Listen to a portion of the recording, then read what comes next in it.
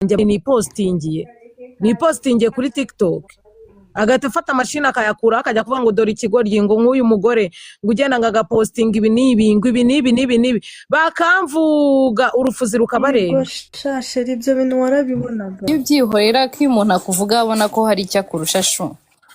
We jya ubireba utuze wicecekere. Atangiye kwihakana ngo nago ngo yamvuze ngo baramvuze ngo Natasha ngo yaratuvuze cyakoze Shaki uri igitangaza. Uzazurebamo amakosa arimo hanyuma byose ubibike hari igihe uzageramo ukabikenera. Tuvuga ugiye nko kurega nk'umuntu bisaba ibimenyetso. Nabishyize muri flash mbishyira muri external mbishyira muri machine 3 ego ko kandi nubwo bibitse mu nzu ari ibyo nahaye musaza wanjye ngabimbikire byo muri external byo yarabibitse. Hari ibyo nasize mu rugo iwacu mu rugo mbishyira muri external. Ibi bintu sugira ngo none se ko batajya iwacu gutera yo Katarina nago bajya gutera Katarina iwacu ni kwa Ntare Sheri. Yeska rero hari igihe ushaka kuza ukavuga nyine nka kuno wenda tuvuge yakubabaje ukaza ukavuga bikarangira nawe uvuzemo amakosa ahubwo ibyiza jya wicishikira ubundi rimwe uzaturitse bombe. Ntabwo ndi umwana afite episode 3880. Izo episode zose ni iz'amalive yagiye akora. Ubwo nizo. Oya n'amanuze yo muri inbox amarikodi yabaga ari kuvugira kuri telefone bari kumukodinga. Nyine yamaze igihe nyine atari gutrending ahangaha nyine ahita ashaka ikintu gituma nyine yongera bari kurikodinga n'abantu bose yanumagaho bari ndi kubarikodinga bakaza bakambwira bari kumbwira ngo abarikodinga nabo bakamereza rekodi yabahaye ibintu. Bibaze ko igihe cyose mazano kuri TikTok ariko nakumva Jessica yasubizanyije n'umuntu wenda yabihore.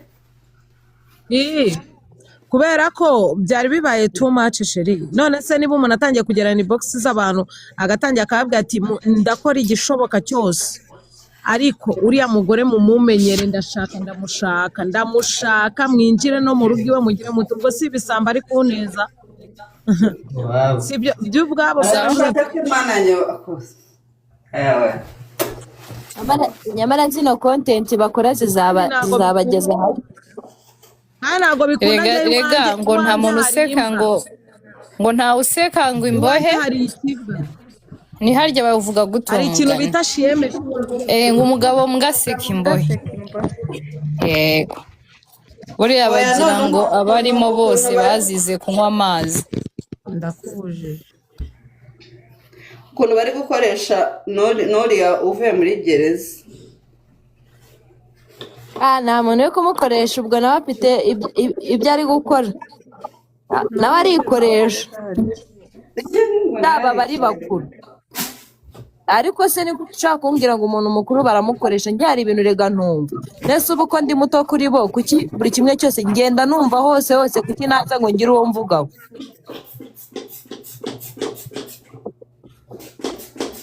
Buriya nawe afite ibyo arimo nyine kugira mu ubwenge. None se ugira ngo hari umuntu wamufunguye umunwa ngo avuge kwiyabonesha ni iki se?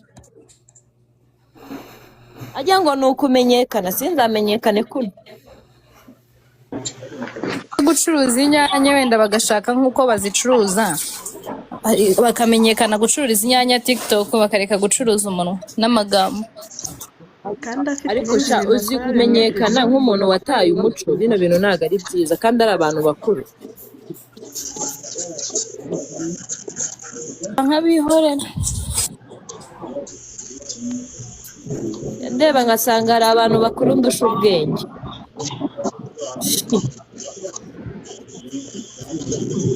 Muraho Mwiriwe.